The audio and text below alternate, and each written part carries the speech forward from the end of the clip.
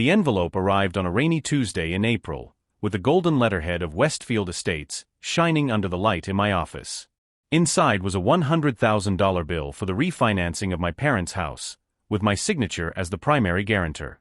A signature I had never given. "Thanks for helping us renovate the house, son. The interest rates were impossible, but with your name on it, we got a great rate. The first payment is due on the 15th. My mother's handwritten note was tucked into the paperwork, written in the same gold pen she used to sign Christmas cards. Christmas cards, incidentally, that I hadn't received last year. My name is Oliver Kane, and at 32, I just found out that my family considers me a walking, breathing bank account. What makes this even more infuriating is that I discovered this fact exactly 3 days after seeing on social media that I was the only member of the Kane family excluded from Easter lunch. While I was working in my Manhattan apartment, organizing financial reports for my clients, my sister Jessica was posting photos of the family tradition on Instagram. 23 people around my parents' mahogany table. Grandma Elena in her floral hat. Cousin James with his pregnant wife. Uncle Robert telling his bad jokes. Everyone but me. The caption read, "Family is everything. Blessed Easter with those who really matter." I called my mother right away. She answered on the third ring, with that syrupy voice she always used when she was about to manipulate me. "Oliver, honey. How are you? I hope you're not working too hard this holiday." "Mom, why wasn't I invited for Easter?" Silence. Then a theatrical sigh. "Oh darling, it was very last minute. Jessica organized everything and said you were too busy with work. You know how stressed she gets when she feels pressured by your success." Jessica stressed out by my success. The same Jessica who, at 29, still lived with her parents and changed her professional passion every 6 months. First it was artistic photography. Then life coaching. Currently, she was selling energy crystals online. "I would have come if I had been invited," I replied, keeping my voice under control. "Well, now you know for next year. By the way, honey, did you get the house papers? Your father thought it would be easier to put his name on the mortgage, considering your financial situation." There it was. Not even an apology for leaving me out. Just a smooth transition to the next financial favor they expected of me. I grew up in Westchester County, in a 6-bedroom colonial house where love always came with conditions. My father, Richard Kane, built his fortune in real estate, while my mother, Diana, devoted herself to maintaining our impeccable social reputation. Jessica was the charismatic blonde princess. I was the responsible son who facilitated everyone's whims. Throughout my teenage years, I paid for my own programming and economics classes. Jessica got writing lessons and musical theater classes. At 18, I got a partial scholarship to NYU. Jessica got a convertible car and the promise that money would never be a problem when she chose a college.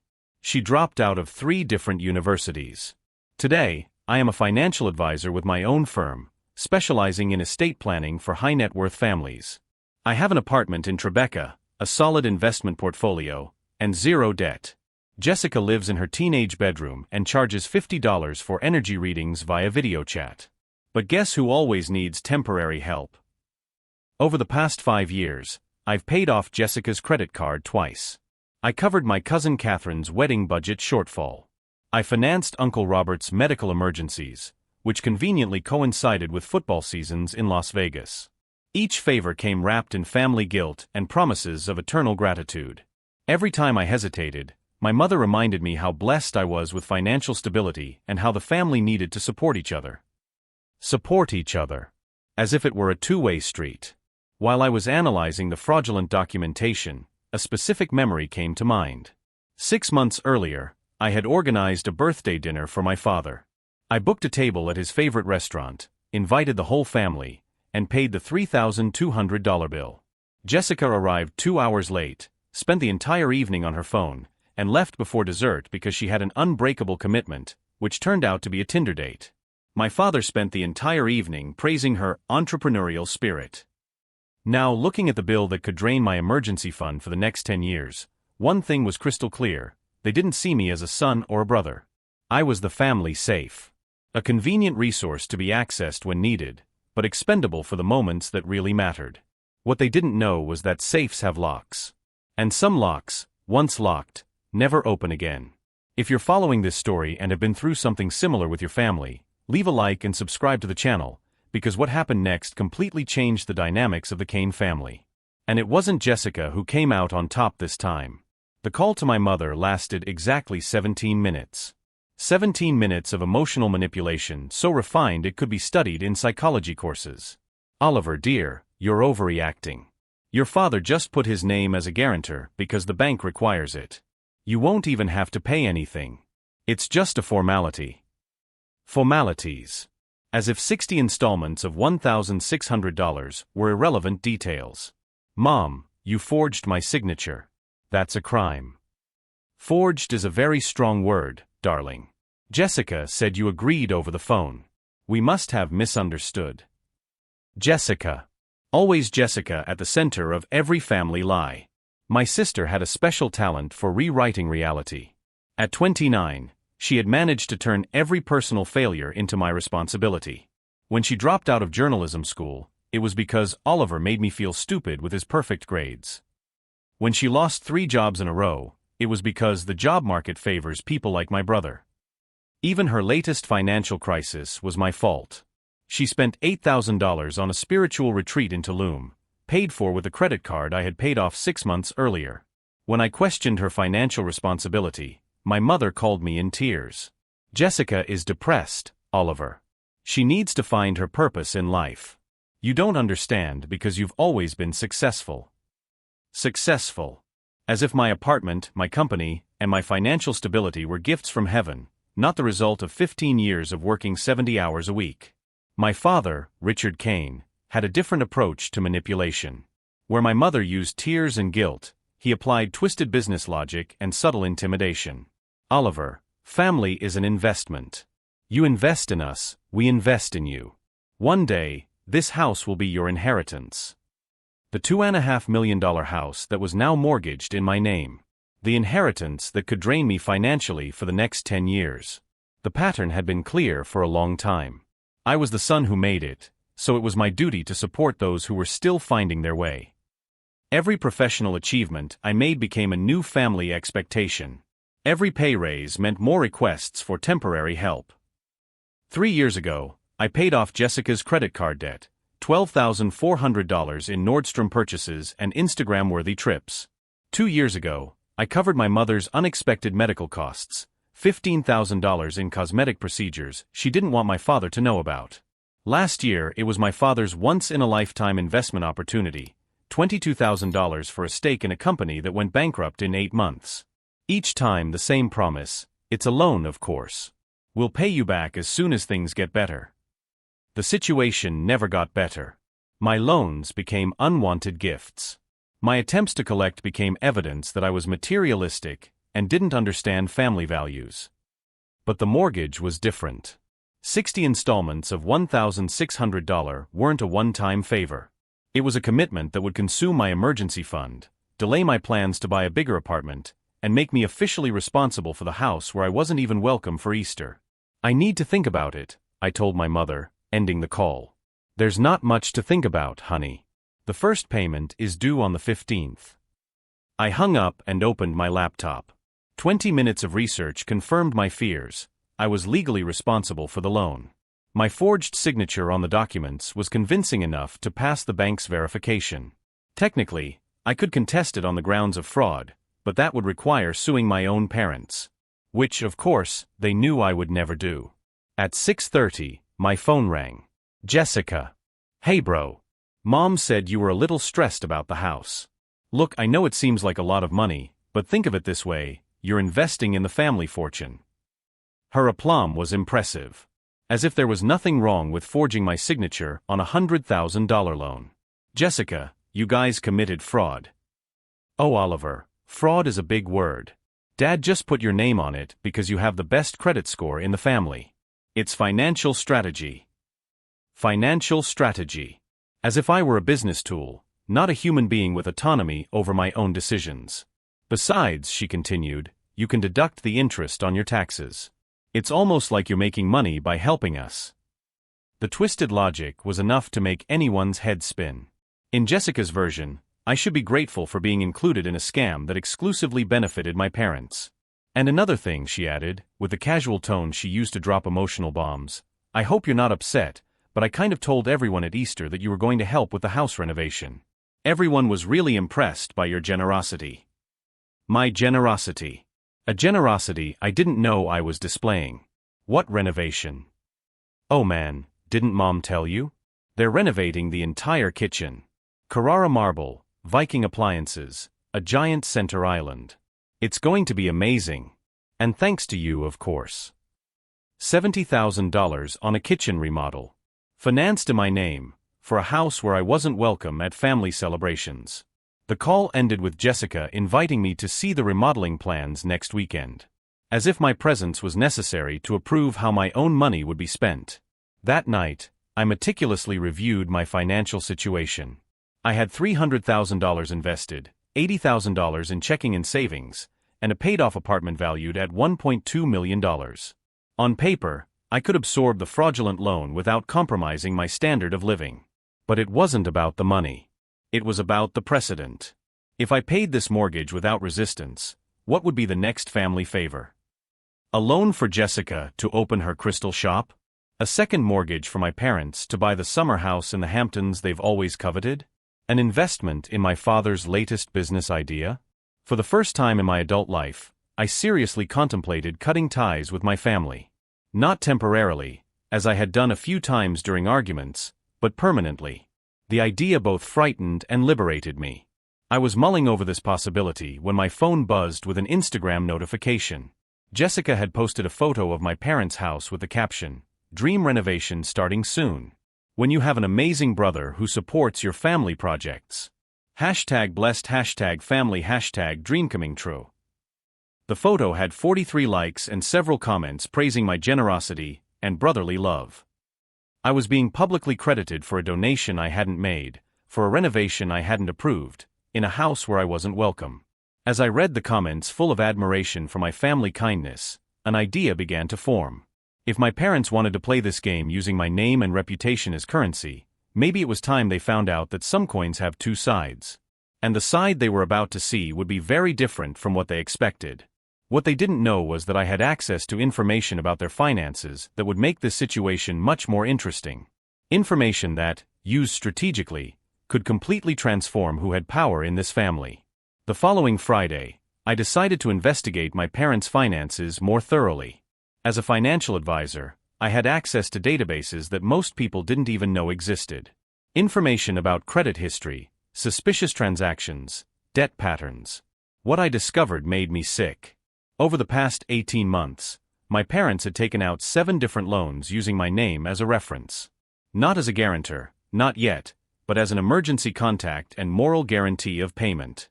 Each application cited my financial stability as justification for approval. A personal loan of $25,000 for urgent medical expenses. A $15,000 loan for business equipment. A $30,000 revolving line of credit for investment opportunities. $70,000 in debt that I knew nothing about, all backed by my financial reputation. But the worst was yet to come. Digging deeper, I discovered that Jessica had opened 3 business credit cards for her spiritual wellness consulting. On each application, she listed Kane Financial Consulting, my company, as a business partner, suggesting that my established business would guarantee her payments.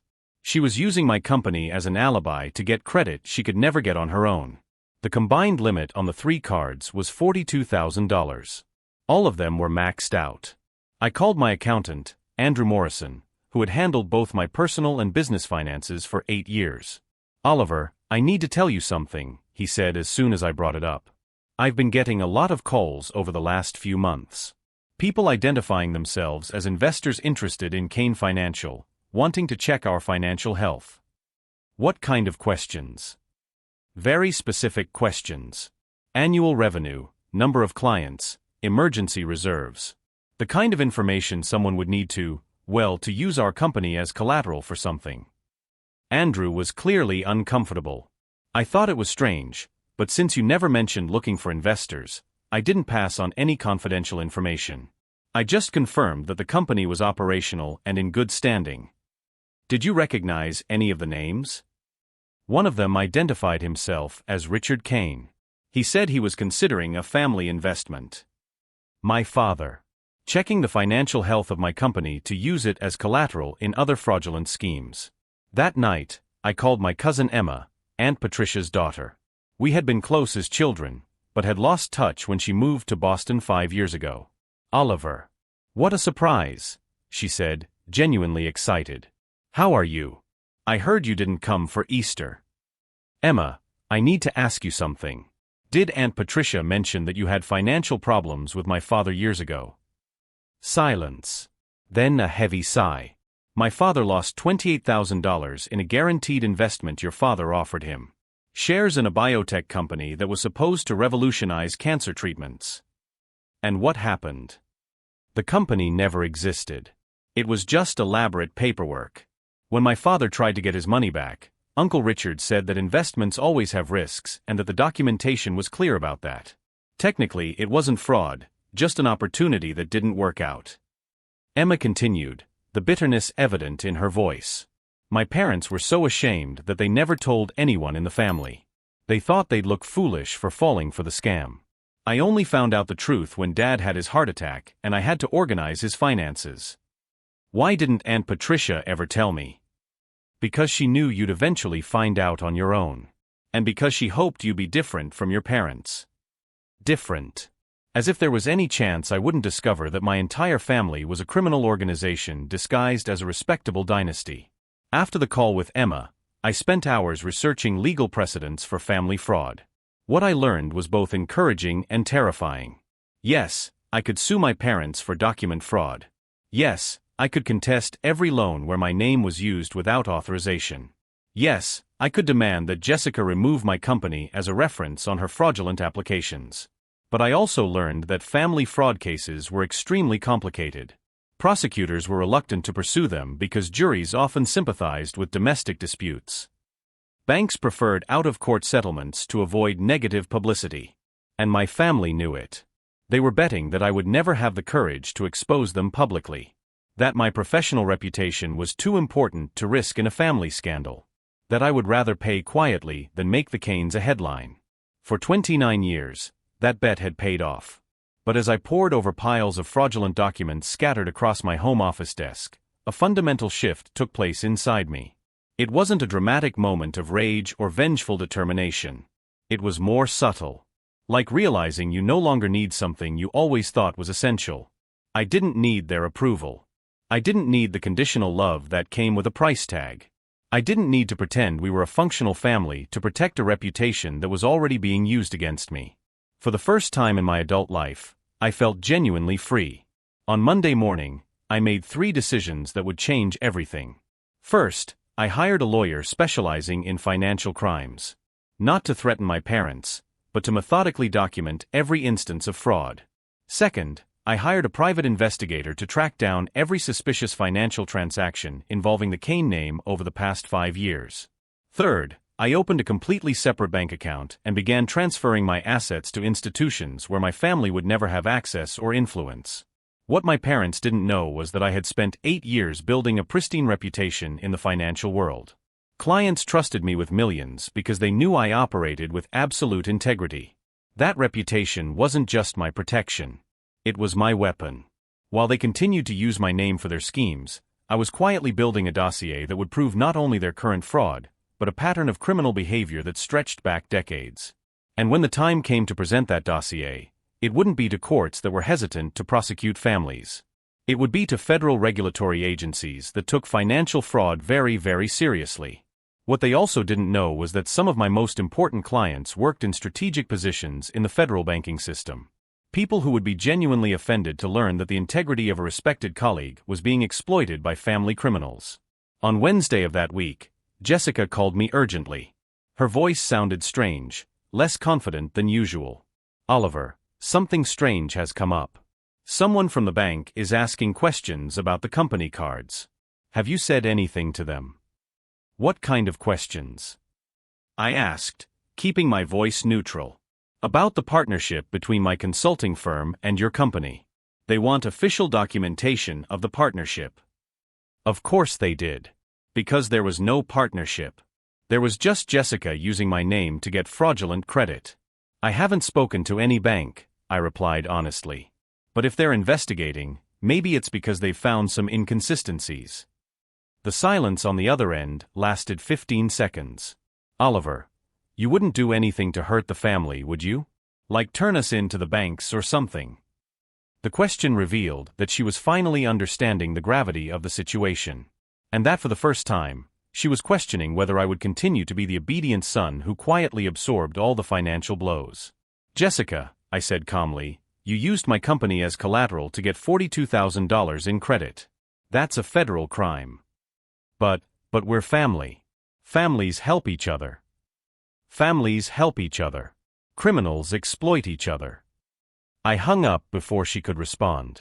2 hours later, my father called. His voice had the controlled tone he used when he was genuinely concerned. Oliver, we need to talk. In person. Tonight. About what? You know what about. Yes, I knew. They had finally realized that the obedient son had grown up and learned to roar. If you've made it this far in this transformation story and are rooting to see how it all unfolds, leave a like and subscribe to the channel, because the confrontation that took place that night forever changed the balance of power in the Kane family. And it revealed exactly how much power I had accumulated while they thought I was just paying the bills. The meeting with my father took place in his office, an intimidating space of dark wood and golf trophies that always made me feel like an employee being reprimanded. This time, the feeling was different.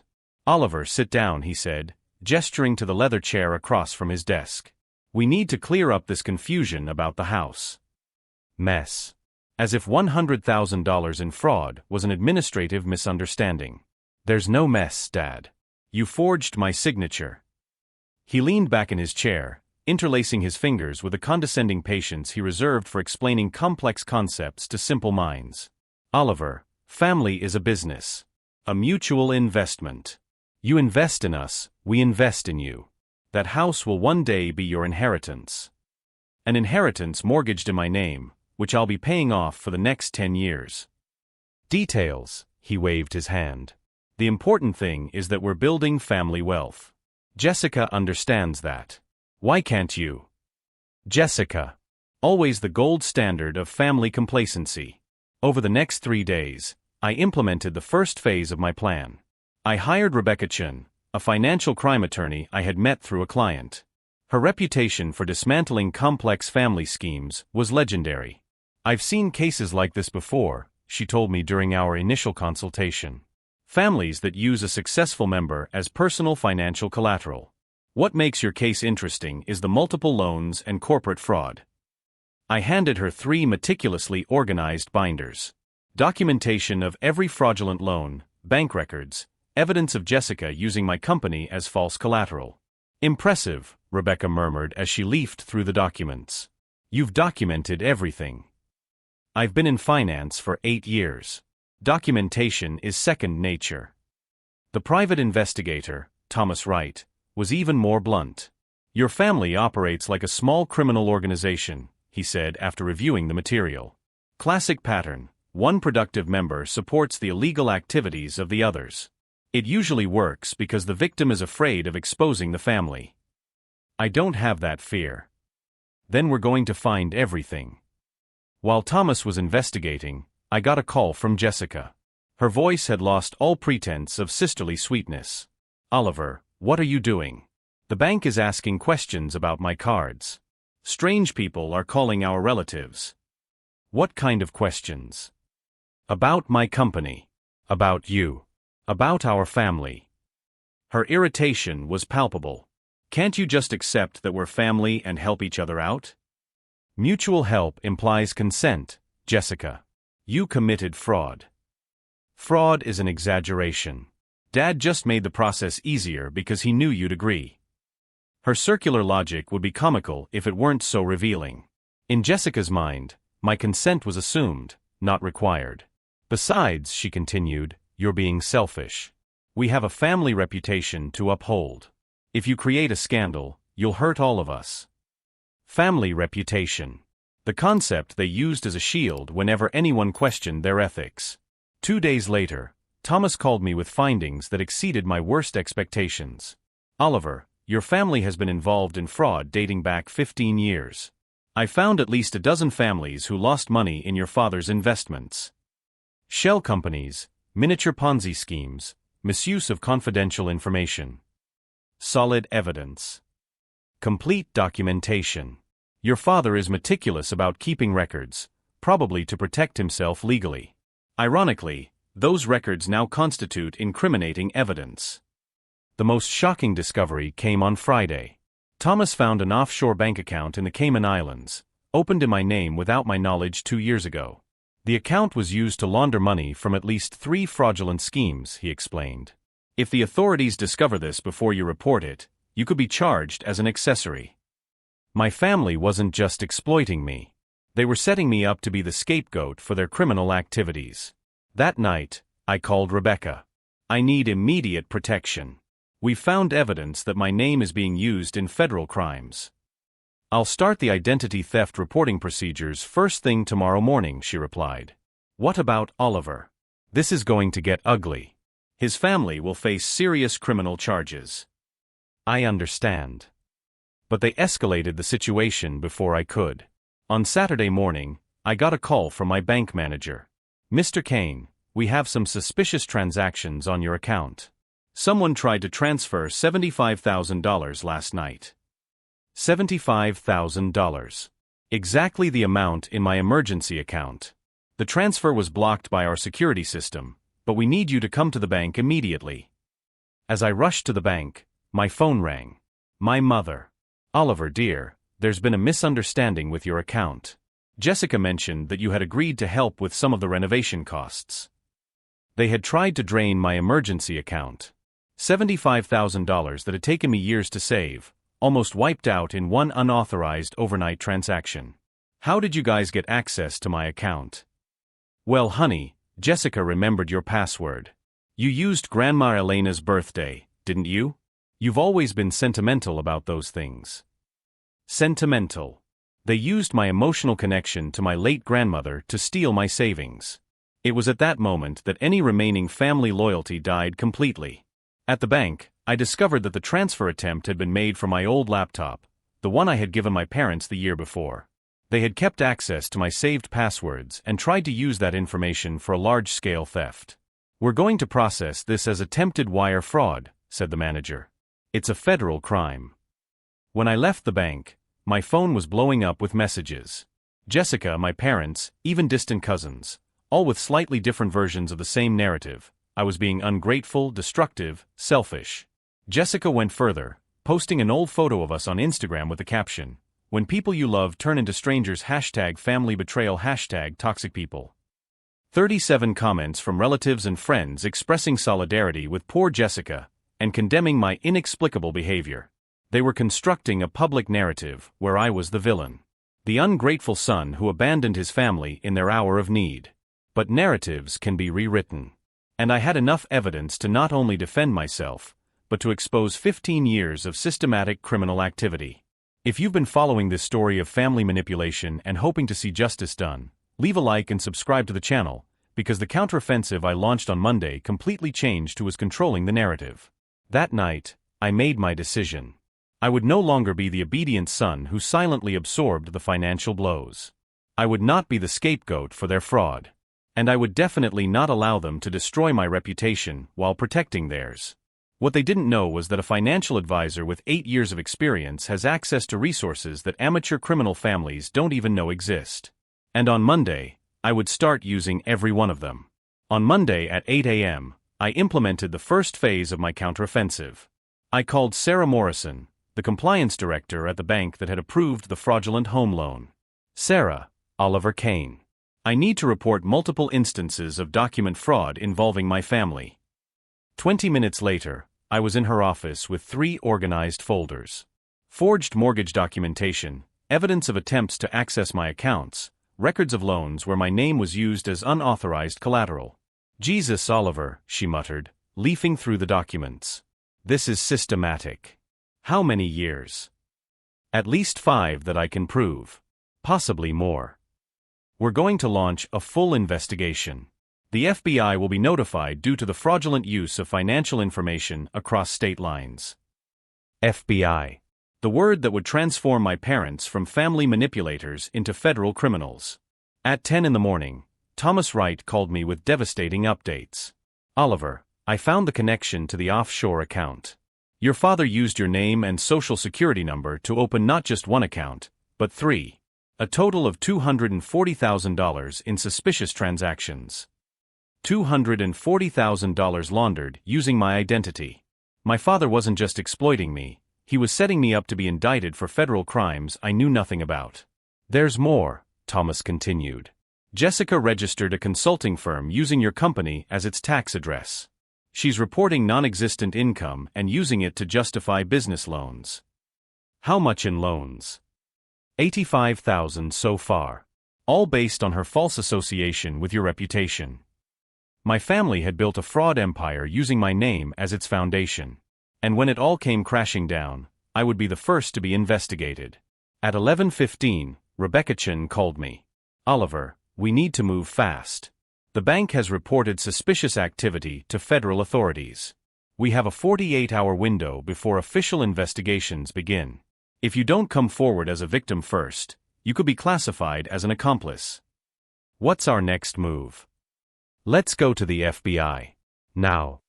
The federal office in Manhattan was exactly as I had imagined it, efficient, intimidating, and full of people who took financial crimes extremely seriously. Special Agent Maria Rodriguez reviewed my documentation with surgical precision. Mr. Kane, your family operated a very sophisticated identity fraud scheme.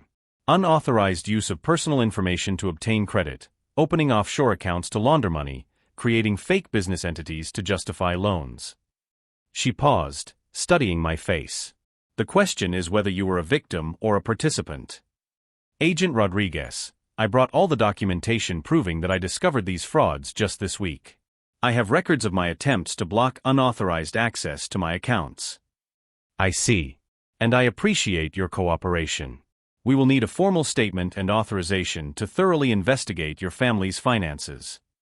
As I signed documents authorizing the federal investigation, my phone exploded. Jessica had discovered that her corporate credit cards had been blocked. Oliver, what did you do? My cards have been canceled. The bank is asking for documentation of our business partnership. What partnership, Jessica? You used my company as false collateral without my authorization. But we're family. You can't turn me in. You committed corporate fraud using my reputation. That's a federal crime. The silence lasted 15 seconds. Oliver, did you really do that? Did you report us? Jessica, you tried to steal $75,000 from my account last week. You used my name on fraudulent loans. You opened offshore accounts in my name to launder money. I didn't report you. I protected myself from criminals who happened to be my family. 2 hours later, my father called. His normally controlled voice trembled with anger and panic. Oliver, federal agents are at my house.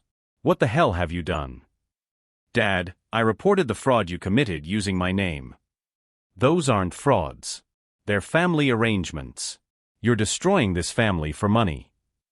Family arrangements don't involve forging signatures or opening offshore bank accounts using other people's documents. Son, his voice changed to the manipulative tone I knew so well. You can stop this. Tell the agents it was a misunderstanding. That you authorized everything verbally. He still didn't get it. He still thought I was the obedient son who would absorb any abuse to keep the peace in the family. Dad, it's too late. You escalated this beyond the point of no return when you tried to drain my emergency account. Oliver, if you don't stop this investigation, you will never be welcome in this family again. Dad, I replied calmly, a family that commits federal crimes using my name is not a family I want. At 6 o'clock, Rebecca called me with updates. Oliver, your father has hired Howard Steinberg, high-level criminal lawyer. This confirms that they are taking the charges seriously. Now what? Now we wait. Federal investigations take time, but with the documentation we've provided, it's almost impossible for them to escape formal charges. That night, I received messages from relatives I barely spoke to during the year, all with variations on the same narrative. I was being vindictive, destructive, ungrateful. How could I destroy my own family for money? The irony was absurd. They had exploited me financially for years, used my name to commit federal crimes, tried to steal my savings, and I was the villain for protecting myself legally. But the most revealing message came from my cousin Emma. "Oliver, my dad just told me that Uncle Richard tried to involve him in a similar scheme 3 years ago. Dad refused and was cut off from the family for 6 months. We thought it was just a tantrum. Looks like you've uncovered a much larger pattern." A much larger pattern. My family weren't just opportunistic exploiters. They were systematic criminals who had been operating for decades, using relatives as unwitting collateral for their schemes. On Tuesday morning, I got the call that changed everything. "Agent Rodriguez. Mr. Kane, we found evidence that your family has used the identities of at least 6 different relatives in fraudulent schemes over the course of 15 years. Your case was the most elaborate, but not the only one. 6 relatives. 15 years.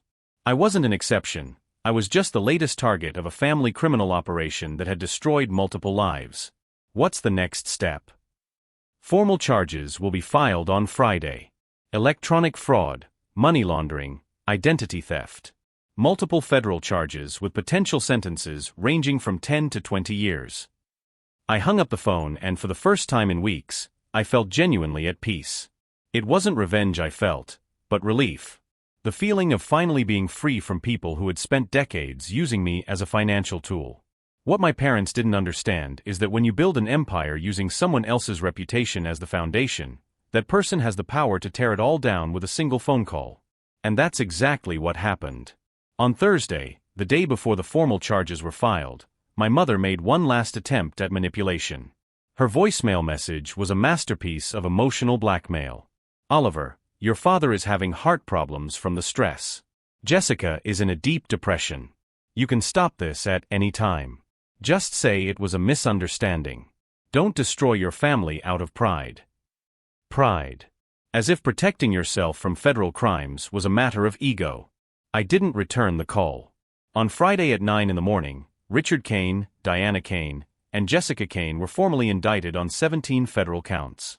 The headline in the local newspaper read, "Prominent Westchester family charged with multi-million-dollar fraud scheme." The photo showed my father being escorted out of his home by federal agents, his handcuffs glinting in the morning sun. 29 years later, I finally discovered what it meant to have a family that respected me. Ironically, that family did not include any Kanes. 6 months after the federal charges, the sentence came on a sunny October morning. Richard Kane, 8 years in federal prison for wire fraud and money laundering. Diana Kane, 5 years for conspiracy and identity theft. Jessica Kane, 3 years in prison and restitution of $85,000. The headline in the Westchester Journal read, "Kane family sentenced in multi-million-dollar fraud scheme." I wasn't in court. I didn't need to be. That same morning, I was signing the final papers for the sale of the family home. $2.5 million that would go directly to reimburse the victims of my parents' fraud. Emma helped me set up a restitution fund for relatives who had lost money over the years. The irony was perfect. The house they tried to use to hold me financially hostage became the instrument of justice for his victims.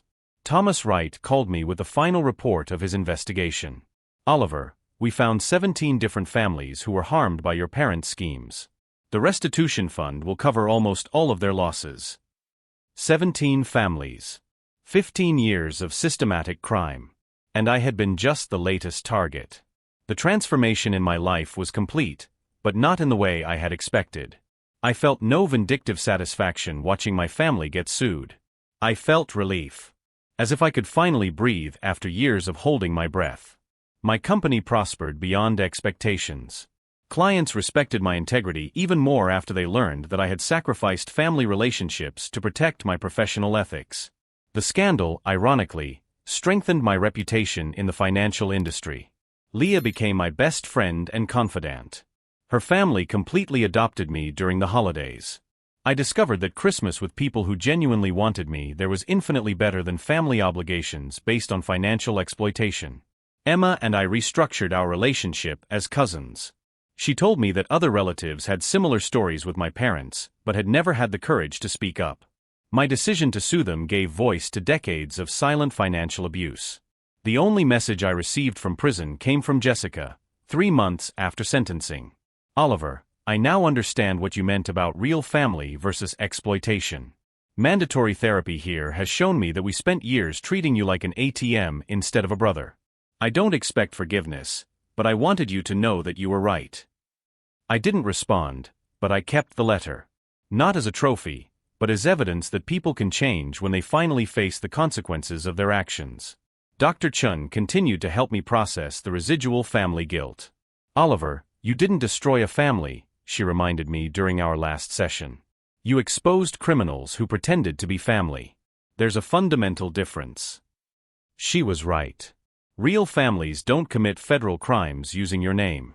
Real families don't try to drain your savings without permission. Real families don't exclude you from celebrations while exploiting your financial reputation. A year later, I met my father outside his parole hearing. He had aged 20 years in 12 months. His hair was completely gray, his posture hunched, his air of corporate authority completely gone. Oliver, he said, his voice hoarse. I didn't expect to see you here. I came to testify that you still pose a financial risk, I replied calmly. The judge needed to know about the offshore accounts that have not yet been recovered. His face contorted with a mixture of anger and despair. You really destroyed us completely. Father, I protected myself from criminals. You destroyed yourselves. He walked away without another word. It was the last time I would ever speak to Richard Kane. Today, 2 years later, I have a thriving business, healthy relationships based on mutual respect, and peace of mind I haven't known in decades. My Tribeca apartment has become a gathering place for holidays with my chosen family, people who value me for who I am, not what I can provide. The most important lesson I learned is that family loyalty is not a one-way street. True love does not come with strings attached. And sometimes, protecting your integrity requires cutting ties that should be sacred but have become toxic. If you've come this far on your journey of self-discovery and justice, subscribe to the channel for more stories from people who chose self-respect over toxic family obligations. Leave a like if this story inspired you to set healthy boundaries in your own life. Last week, I received a birthday card signed by 17 families, all victims of my parents' schemes, now compensated by the restitution fund. Thank you for having the courage we didn't have, read one of the messages. Courage. It wasn't revenge I had sought. It was just the courage to say no to people who confused family love with a license to commit crimes. And that courage gave me something their money could never buy, a real family.